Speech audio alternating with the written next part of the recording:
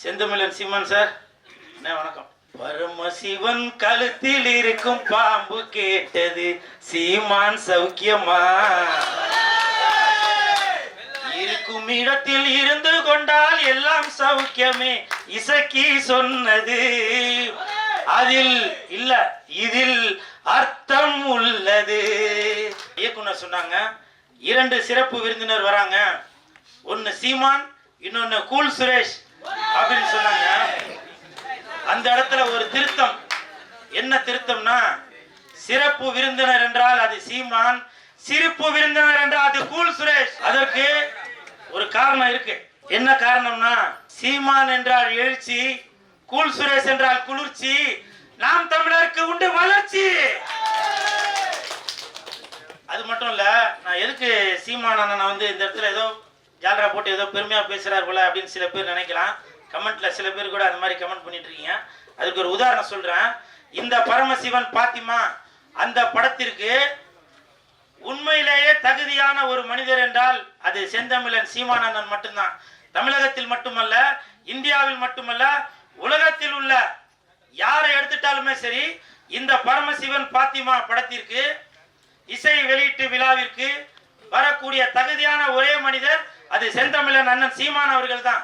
காரணம், பாத்திமா பரமசிவன், பரமசிவன் பாத்திமா, பரமசிவன் ஆண், பாத்திமா பெண். தமிழகத்தில் 234 தொகுதிகளிலுமே புரிஞ்சிருக்கும் நினைக்கிறேன். 234 தொகுதியிலுமே சரிசமமாக ஆண் 117, பெண் 117 கொடுத்தாங்களா? இப்ப சொல்லுங்க. பரமசிவன் பாத்திமா அந்த படத்திற்கு இசை வெளியீட்டு விழாவிற்கு ஒரே தகுதியான மனிதர் என்றால் அது செந்தமிழன் அண்ணன் சீமான் அவர்கள் தான். நிறைய பேர் கமெண்ட்ல அது இது சொல்லுவீங்க. செந்தமிழன் அண்ணன் சீமான் அவர்கள் இருக்காங்க, அவர் சொன்ன வார்த்தையை தான் இப்ப நான் சொல்றேன். வேர்க்காமல் விளையாட முடியாது, விமர்சனம் இல்லாமல் வளர முடியாது. அண்ணன் சீமான் அவர்கள் சொன்னதுதான். நான் அதை இன்ன வரைக்கும் அதை ஃபாலோ பண்ணிட்டு தான் இருக்கேன். சரிங்களா? நிறைய பேர் நினைக்கலாம், என்னப்பா இவர் வந்து ஏதோ கோமாளி வேஷம் போட்டுட்டு இருக்காரு அப்படின்னு. நான் கோமாளி இல்லைங்க, இன்னை வரைக்கும் ஏமாளி. என்னை எத்தனை இயக்குநர்கள் ஏமாத்திருக்காங்க தெரியுமா? எத்தனை தயாரிப்பாளர்கள் என்னை ஏமாத்திருக்காங்க தெரியுமா? ஒரு படத்துக்கும் கதாநாயகன் கதாநாயகி அவங்க இவங்க எல்லாரையும் நடிக்க வச்சு அதை பண்ணி இதை பண்ணிட்டு வெள்ளிக்கிழமை மணிக்கு என்கிட்ட சொல்லுவாங்க, சார் நான் தெரியாம அவரை புக் பண்ணிட்டேன், தெரியாம இவங்களை புக் பண்ணிட்டேன் அப்படின்லாம் சில விஷயங்கள்லாம் சொல்லுவாங்க. அப்போ என்கிட்ட சொல்லுவாங்க, சார் நீங்க தான் வந்து கொஞ்சம் ஏதாவது இது பண்ணுங்க, நான் உங்களை அடுத்த படத்துல அதை பண்றேன் இதை பண்றேன்னு. இப்பவும் சொல்றேன், நான் கோமாளி இல்லைங்க, ஏமாளி. அண்ணன் சீமான் அவர்கள் அவர் வந்து எப்படின்னா, தமிழை வந்து நான் ரொம்ப நேசிக்கிறேன், இவரை நான் சுவாசிக்கிறேன். இவர் அண்ணன் வந்து சொல்ற ஒவ்வொரு வார்த்தைகளுமே அண்ணன் வந்து அதிகமா பேசுறது இல்லை. ஏன்னா நான் தமிழுக்கு எவ்வளவு மரியாதை வச்சிருக்கணும் அதே அளவுக்கு மரியாதை வச்சு அண்ணன் மேல வச்சிருக்கேன். அதனால நான் தூரத்திலிருந்தே ரசிப்பேன். அண்ணன் பேசுற விதங்கள், தமிழுக்காக குரல் கொடுக்கறது, தமிழுக்கான ஒரு மனம், மனித இனத்துக்காக குரல் கொடுப்பாங்க அண்ணன். அது வந்து எனக்கு ரொம்ப வந்து அண்ணெல்லாம் வரக்கூடாதா அப்படிலாம் நினைச்சிட்டு இருக்கேன். கண்டிப்பா அது நடக்கும். ஏன்னா நம்ம எண்ணங்கள்லாம் ஒரு நாள் வந்து அது பிரதிபலிக்கும், அது கண்டிப்பா வரும். ஒரு படத்தை வந்து 100 தடவைக்கு மேல நான் பார்த்துருக்கேன், இன்னும் பார்த்துக்கிட்டு இருக்கேன், இன்னும் பார்ப்பேன். அந்த வசனங்கள் மூலமாக அந்த சீற்றத்தை பார்க்க முடிந்தது. இன்று நேரடியாக ஸ்டேஜில் பல ஸ்டேஜுகளில் அவருடைய சீற்றத்தை கேட்க முடிகிறது.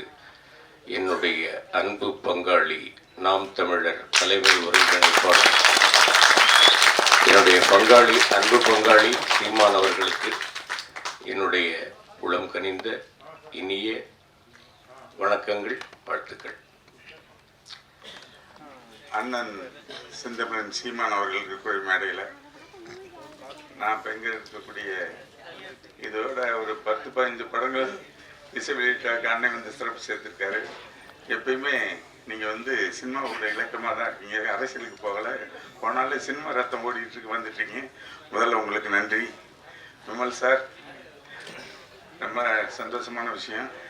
கைபேசி வராத காலகட்டத்தில் தொலைபேசி இணைப்புகள் மட்டுமே நம்மிடம் இருந்தபோது வாத்தியார் பாலுமேந்திர அவர்களிடம் தொலைபேசி கிடையாது. அப்போது அவருக்கான தொலைபேசி எங்களிடத்தில் இருந்தது.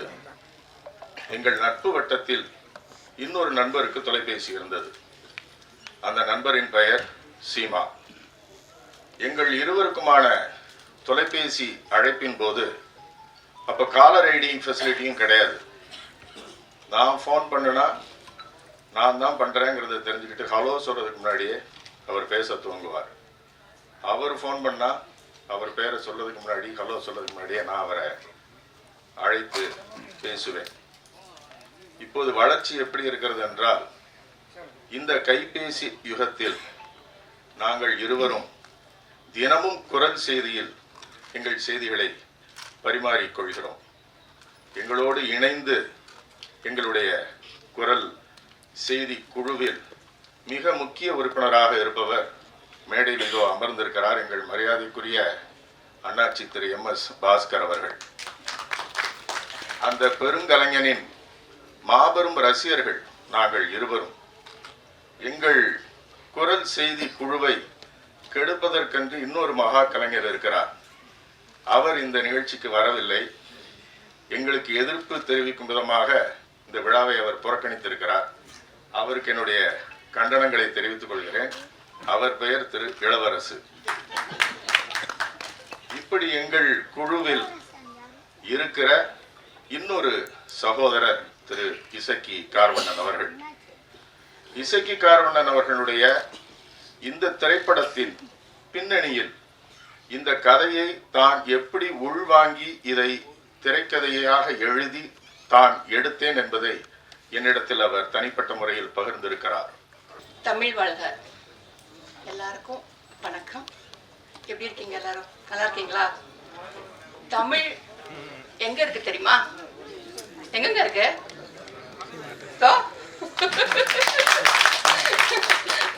நமது தமிழ் இங்கே அமர்ந்திருக்கிறது.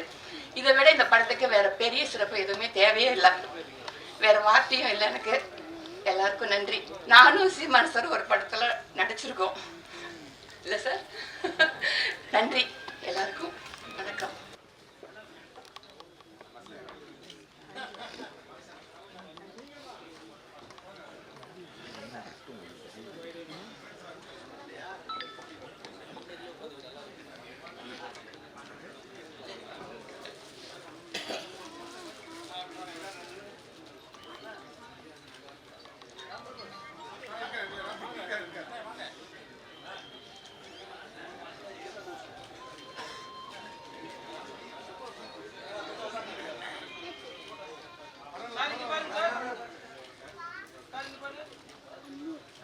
ப்ரொடக்ஷன் மேனேஜர்ஸ் யூனியன்ல இருந்து செயல் வீரர்கள் அணி இன்னைக்கு நம்ம கூட இணைஞ்சிருக்கிறாங்க. ப்ரொடியூசர் அண்ட் டைரக்டரை ஆனர் பண்றதுக்காக அண்ட் ரெஸ்பெக்ட் சீமான் சாரையும் ஆனர் பண்றதுக்காக மீண்டும் உங்களுக்கு ஒரு பெரிய நன்றி. Thank you so much for joining.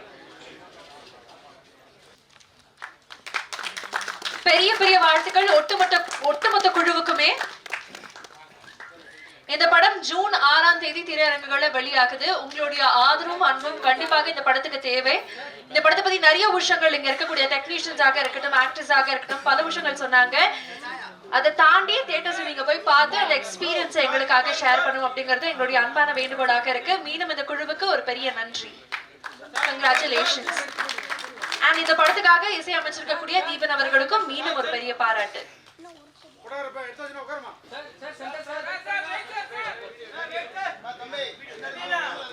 இது வீடியோஸ்க்கான மொமெண்ட்.